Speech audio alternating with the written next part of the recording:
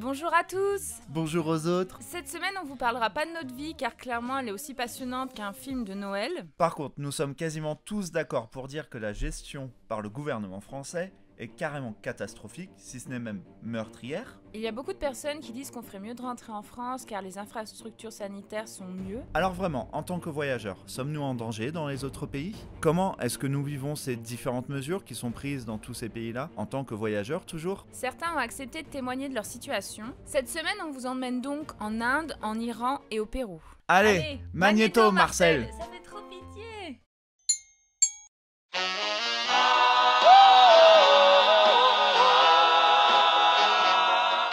Salut Socola, salut tout le monde.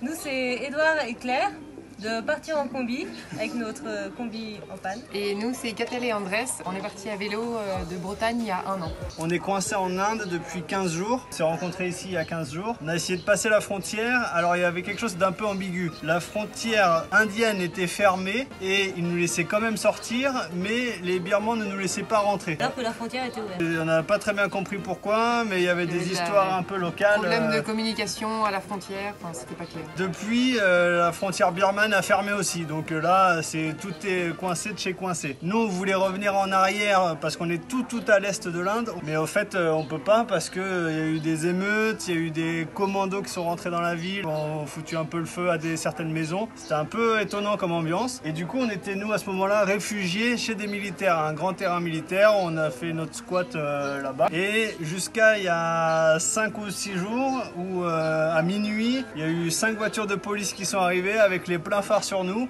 les docteurs qui prenaient la température sur la tête et ils voulaient nous emmener dans un endroit safe. En quarantaine. Et bon, nous, en bon français, on a refusé. On a dit non, on va nulle part. Et il est minuit, vous vous rendez compte, on a des droits, tout ça. You are so French. Toi aussi. Finalement, le lendemain, on est quand même parti dans un endroit safe. Et cet endroit safe, en fait, c'est pas pour nous protéger nous, c'est pour protéger la population locale qui a peur des blancs, des touristes qui pourraient les infecter. Vas-y, là.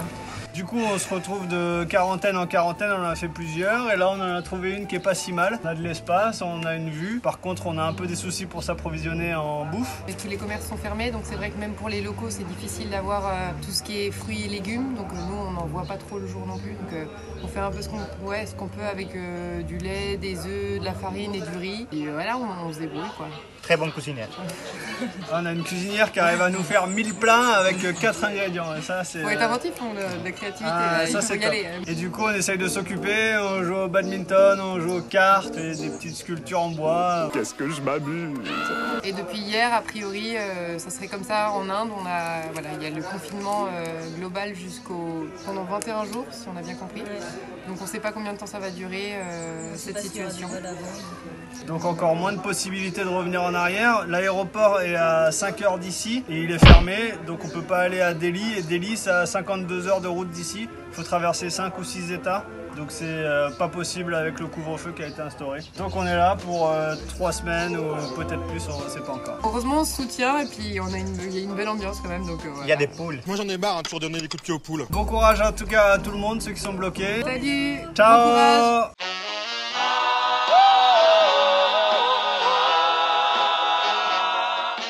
Salut, moi c'est Gaëtan. Moi c'est Victoire. Moi c'est Bénédicte. Moi c'est Frédéric. Nous sommes une famille française en voyage depuis 7 mois. Nous sommes partis au mois d'août en direction de la Mongolie et aujourd'hui nous nous retrouvons en Iran. Et arrivé en Iran, 2 jours après notre arrivée en Iran, le corona est arrivé aussi. Les galères ont commencé un peu aussi. On s'est retrouvés confinés chez Farshid au Sport Bar Stadium. Farshid nous a accueillis et ça fait plus de 2 semaines qu'on est confinés chez lui dans le bar et on va vous expliquer un peu comment ça se passe.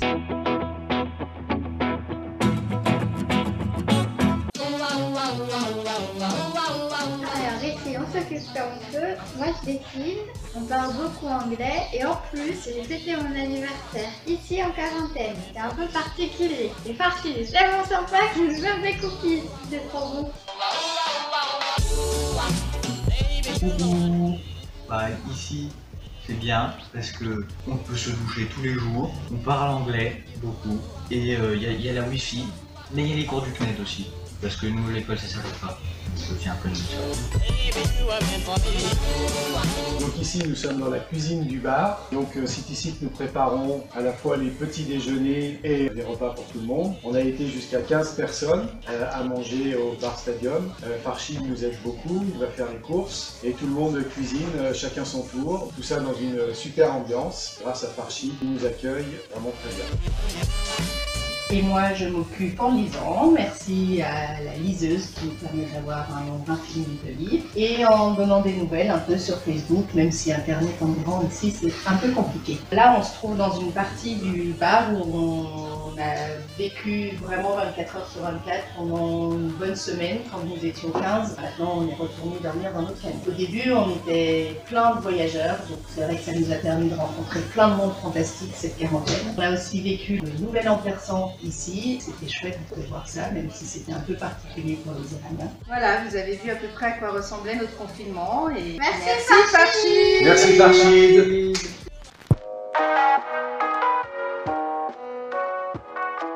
Levez bien les garçons. Voilà, il y a aussi cette occupation qu'on vous avait faite. Il y a quand même des choses qui nous choquent pendant cette quarantaine. Déjà, c'est que nos proches nous disent que tout va être mis en œuvre pour faire revenir les touristes français qui sont à l'étranger. Et en fait, nous, on n'a absolument aucune consigne de l'ambassade, rien du tout. Et que le seul moyen pour nous de rentrer en France, ce serait de prendre l'avion. Comme on a notre véhicule, c'est un peu compliqué parce que qu'est-ce qu'on fait du véhicule en attendant? Il a le droit d'être ici que 3 mois. Les billets d'avion, si on voulait rentrer, actuellement, ils coûtent 1500 € la place pour rentrer en Europe. Une deuxième chose qui nous choque, c'est que Trump refuse de lever l'embargo pour avoir amené du matériel médical pour aider les Iraniens contre le coronavirus. Et ça, c'est vraiment inadmissible. Restez chez vous.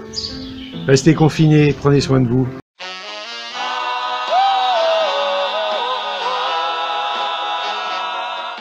Well, hello. Hi Nicolas, hi Sophie. Live and direct from Iran, South Coast. I think at this moment one of the only 2 tourists in Iran from Holland. There's a lot of people who were in Iran, but they already fly back. But we are with a family, with our dog and our truck, and we don't want to fly back because there's nothing at home which attracts a lot. Yeah, our friends of course, especially if they are going through a bad time. We would like to be with them.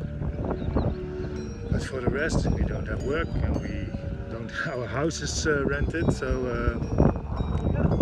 we stay stuck in Iran and it's voluntary. And we made some friends from Australia, and we are already spending like a month together, having breakfast, lunch, dinner every day together. We do groceries, we cook together, we found wood, etc, etc. It's Sarah and Grant with their trailer, their small tent for mosquitoes and wind and shade, and a huge Land Cruiser. I almost get a bit jealous, almost. Yeah, stuck in Iran, hoping everybody is well. And there we go. This is a video for Nicolas and Sophie. Miguel is going to do a little chess, I see. And afterwards he's going to work at school, or not? Yeah. Yes, okay. Okay, good luck with the video and see you later. Bye bye.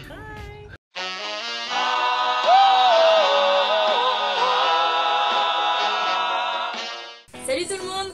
Hola a todos! Donc nous on était partis de Lima depuis 2 jours quand le gouvernement péruvien a annoncé la quarantaine pour tout le pays. Donc on a fait demi-tour, on est revenu à Lima, on est hébergé par Mayo, qui nous avait déjà hébergé avant et qui a accepté de nous supporter 2 semaines de plus. Donc merci Mayo, et on a beaucoup de chance en comparaison avec les autres Français qui sont aussi au Pérou et qui sont bloqués, qui trouvent pas d'hébergement parce que les Français sont refusés dans tous les hébergements, qui trouvent pas d'avion non plus pour rentrer en France. À côté d'eux, notre problème c'est une crotte de nez.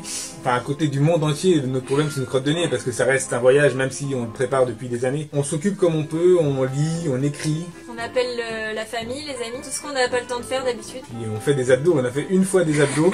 On a eu des courbatures pendant 5 jours, ouais. Vous faites du sport? Même pas. Des fois on se fait chier quand même, hein. 2 fois. Faut l'avouer. Hier le voisin a monté et descendu 48 fois les marches, je crois. 49 non? Ça fait 9 jours aujourd'hui qu'on est en quarantaine. confinement. Ouais. Ou 10, on sait même plus. Hein. Tous les jours se ressemblent. De toute façon on peut pas bouger parce que toutes les frontières sont fermées. On peut pas aller au Chili, on peut pas aller en Argentine, on peut pas aller en Bolivie. On va pas aller bien loin. Et de toute façon on est en quarantaine. On avait à peu près tout imaginé pour ce voyage, tous les problèmes possibles et imaginables, sauf le fait qu'il y a un mec qui mange un pangolin. Ça on n'avait pas prévu ça. Qui nous bloque pendant 15 jours voire plus. On va pas qu'on le retrouve ce mec là. Bah pour l'instant on attend et puis on espère que ça va pas nous bloquer beaucoup plus pour la suite. On risque d'être bloqué en fait en fonction des saisons, en fonction de l'hiver et tout ça. Mais ça c'est encore un autre problème et on en est loin. Ouais, on est loin pour l'instant, on attend. On n'y arrivera jamais. Courage pour tout ce qui se passe en France et partout ailleurs d'ailleurs. Et prenez soin de vous surtout, restez chez vous. Voilà, donc c'est tout pour cette semaine. Mais nous pensons continuer la même chose la semaine prochaine. Indique-le nous dans les commentaires pour savoir si vraiment c'est un concept que vous aimez. Parce que de toute manière, on est enfermé dans une maison à peu près. Donc on n'a pas grand chose d'autre de possible. Ah, il nous arrive des trucs quand même. Hier, il nous arrivait des trucs. Je pense que d'ici une semaine ou deux, on pourra faire un journal de bord sympa. Inch'Allah. Inch'Allah. Un grand merci à tous ceux qui ont accepté de témoigner à l'écran. Je sais que c'est pas facile, mais merci beaucoup à eux. De notre côté, en Géorgie, on est passé en mode couvre-feu et on va bientôt passer en mode quarantaine, mais bon, on est prêt, donc il n'y a pas de problème. Un grand merci aussi à la petite surprise du dimanche matin, c'est-à-dire que Nomad Into the Wild, un youtubeur quand même assez connu, a parlé de nous même 7 ou 8 secondes, je ne sais pas. Mais ça nous a fait un petit coup de pub et c'est super sympa les choses comme ça. Donc bienvenue à ceux qui sont arrivés et les fidèles depuis le début, merci encore à vous. À la semaine prochaine. Oui. Salut. Ciao.